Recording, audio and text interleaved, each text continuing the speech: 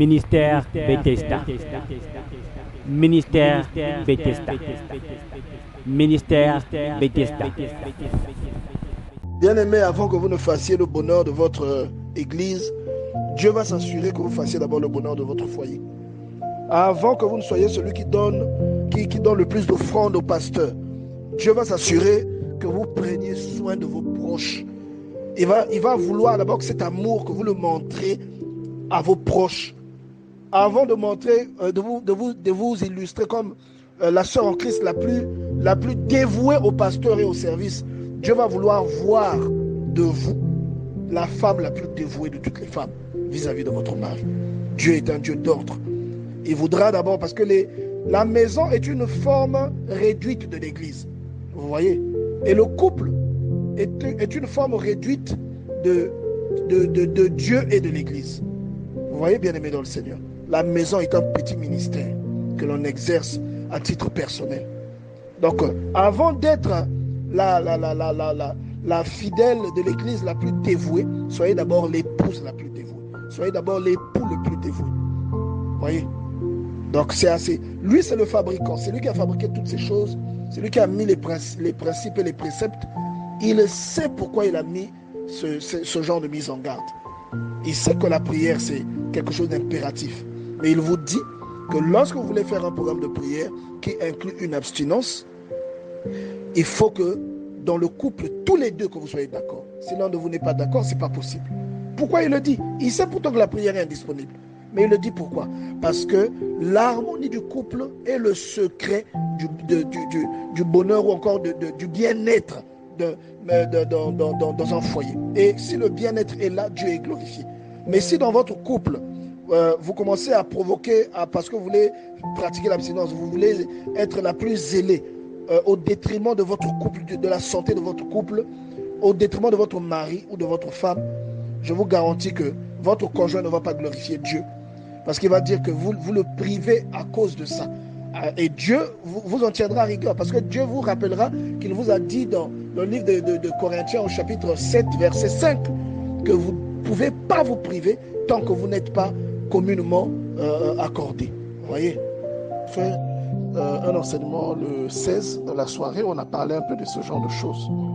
Il y a beaucoup d'églises ou beaucoup de programmes d'églises ou comment les églises sont conduites qui contribuent à la destruction de certains foyers. Beaucoup de foyers sont détruits. Beaucoup de foyers, il y a plus, c'est-à-dire les femmes montrent de l'insoumission, mais elles justifient cela par le fait que c'est Dieu. Vous voyez, que c'est les choses de Dieu. C'est faux. Le jour où tu seras devant Dieu, Dieu va te dire que tu n'as pas obéi à ce que je t'ai dit. Je t'avais dit, tu dois honorer ton mari. Et Dieu précise que comme l'Église est soumise à Christ, c'est précisé, tu dois être soumise à ton mari. Qu'est-ce que cela veut dire? On ne parle pas d'un mari inconscient. Je le répète, parce que je l'ai dit tout à l'heure. Mais dans certaines analyses, c'est comme si ça n'a pas été pris en compte. Je le répète. C'est supposé être quelqu'un qui te conduit ou qui t'oriente vers des bonnes choses et que ce sont des choses qui sont en accord avec la parole de Dieu. L'autorité première, elle est divine. Ensuite, elle est parentale. Et lorsqu'on se marie, on passe de l'autorité parentale à l'autorité maritale. C'est biblique, c'est écrit dans la Bible. Vous voyez? Donc, un pasteur ne va pas te dire, si tu fais ça, le pasteur peut te dire, ne prépare pas pour ton mari, tu ne vas pas préparer. Ou le pasteur te dit, ton mari est sorcier, alors que le pasteur te convoite. Toi, tu vas accepter ce que le pasteur te dit. C'est un manque de discernement. Et ça veut dire que tu es une mauvaise femme. C'est ça. Parce qu'un couple, c'est une seule personne. Mais manifesté 2 fois. Vous voyez? Là, il y a un mystère comme ça qui est dans le livre de la Genèse. On dit que l'homme, Dieu l'a endormi, il a pris une côte. Ça veut dire que c'est comme si la femme est sortie de lui. C'est un mystère. Donc, un couple, c'est une seule personne. Donc, l'homme et la femme, quand ils sont ensemble, ils deviennent une seule chair. La femme n'est pas sous l'autorité du pasteur. La femme est sous l'autorité de celui qui l'a épousée. Et si ce sont des chrétiens tous les deux, ça veut dire que tous, y compris le pasteur, la femme et son mari, sont sous l'autorité de Christ. Vous savez, quand la Bible dit dans Éphésiens 5, 23 que le mari est le chef de la femme, comme Christ est chef de l'Église, il fait exprès de mentionner que Christ est chef de l'Église pour enseigner un mystère. Et il y a quelque part où même l'apôtre Paul précise ça. Et il dit, les femmes aussi doivent être soumises à leur mari en toutes choses. Quand la Bible dit femmes, soyez soumises à vos maris. En d'autres termes, on va dire femmes, ne soyez pas insoumises à vos maris. Il y a beaucoup d'insoumission dans l'Église aujourd'hui, dans certains couples chrétiens, où la femme ne reconnaît pas vraiment sa position.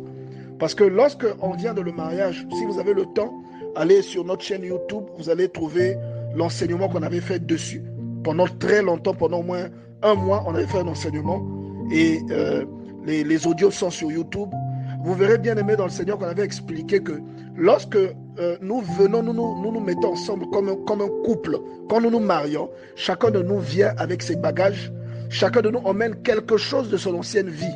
Et même le comportement, parce que le comportement dépend aussi de l'évolution, de l'éducation que nous avons eue, des relations que nous avons eues dans le passé. Donc il y a beaucoup de problèmes d'insoumission dans l'Église, dans les couples.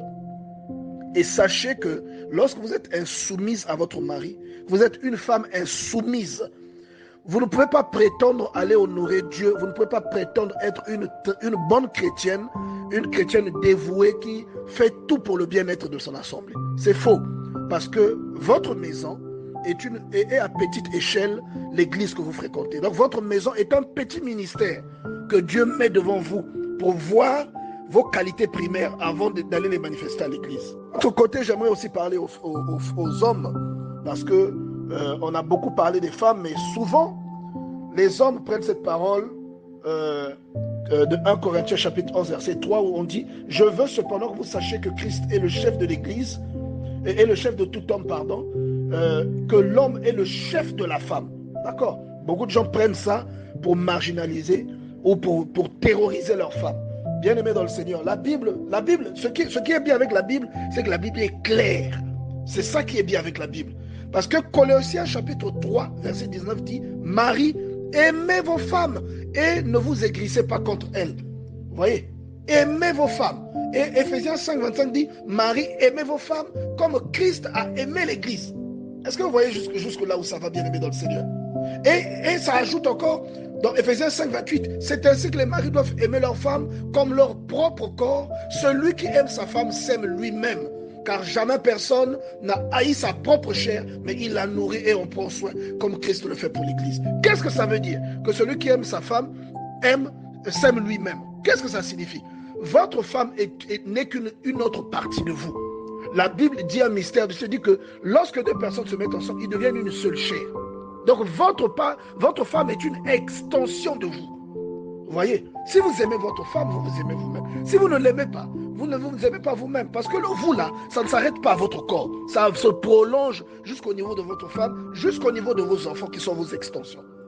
Donc toutes les décisions que vous prenez, ne les prenez pas comme un dictateur, mais prenez-les pour que ces décisions-là contribuent au bien-être de toute la famille. Prenez-les avec discernement, de manière à faire le bonheur aussi de votre femme. Pourquoi tout à l'heure je disais que ce que la Bible nous dit, quand la Bible dit que celui qui aime sa femme s'aime soi-même, ça nous apprend que en tant que décideur ultime, l'homme doit faire des choix qui contribuent également au bonheur de sa femme. Tes choix ne doivent pas être unilatéraux. Tes choix ne doivent pas être les choix d'un dictateur.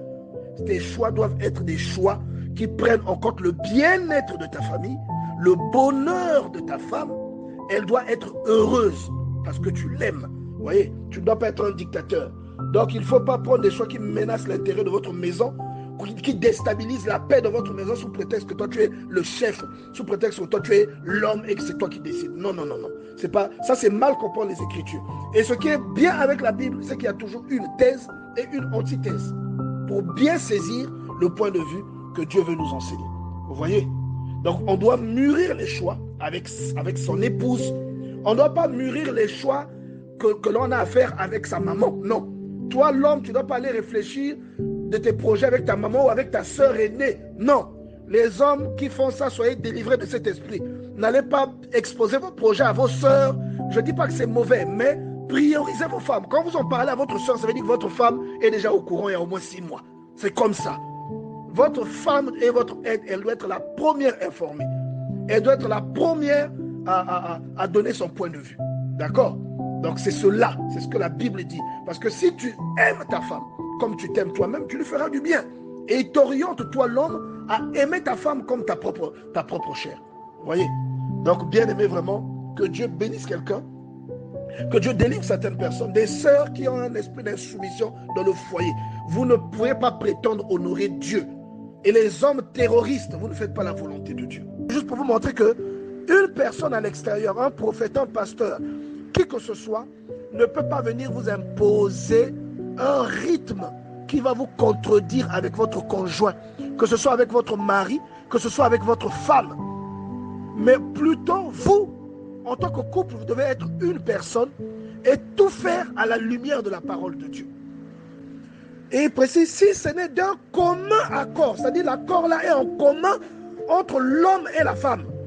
Si ce n'est d'un commun accord, afin de vaquer à la prière, puis retourner ensemble, de peur que Satan ne vous tente par votre incontinence. Donc je répète, ne vous privez point l'un de l'autre, si ce n'est d'un commun accord, afin de vaquer à la prière.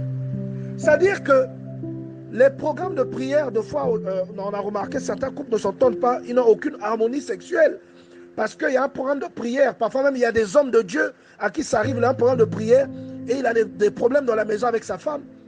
En fait, l'apôtre Paul ici est en train de donner la priorité à une entente commune entre l'homme et sa femme.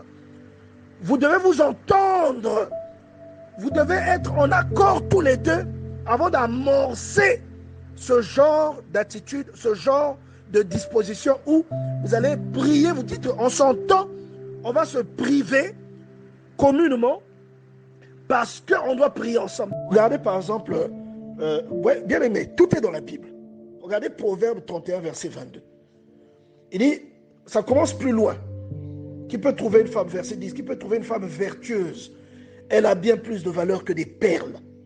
Le cœur de son mari, pas du pasteur, le cœur de son mari a confiance en elle. Le rôle de la femme, c'est déjà de produire de la confiance auprès de son mari. La femme obéit à son mari, pas à son pasteur. Le pasteur a une femme. Si quelqu'un vient dire à la femme de ce pasteur le contraire de ce que lui il enseigne à sa femme, qu'est-ce que ça lui fera?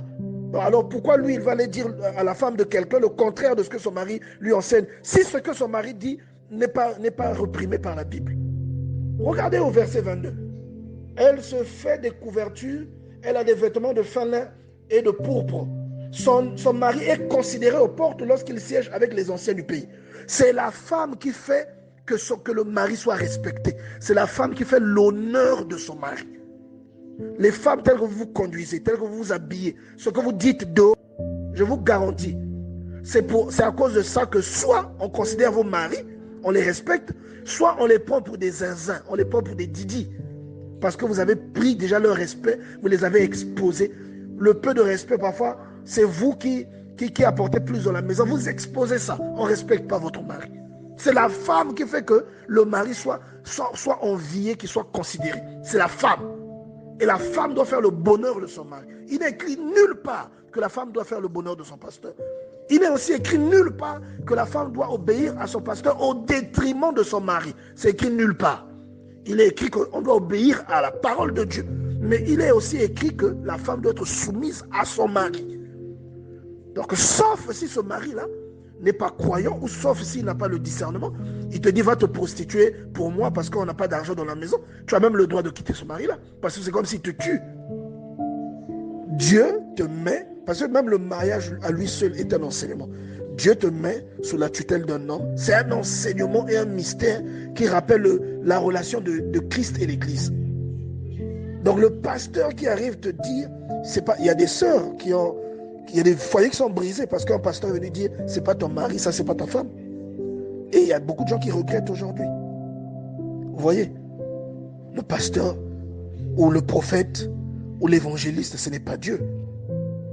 C'est un être humain. Vous voyez, voilà pourquoi je vous exhorte à aller essayer de relire l'enseignement du 16 pour avoir encore une idée. Il y a beaucoup de choses qui ont été dites. Vous voyez?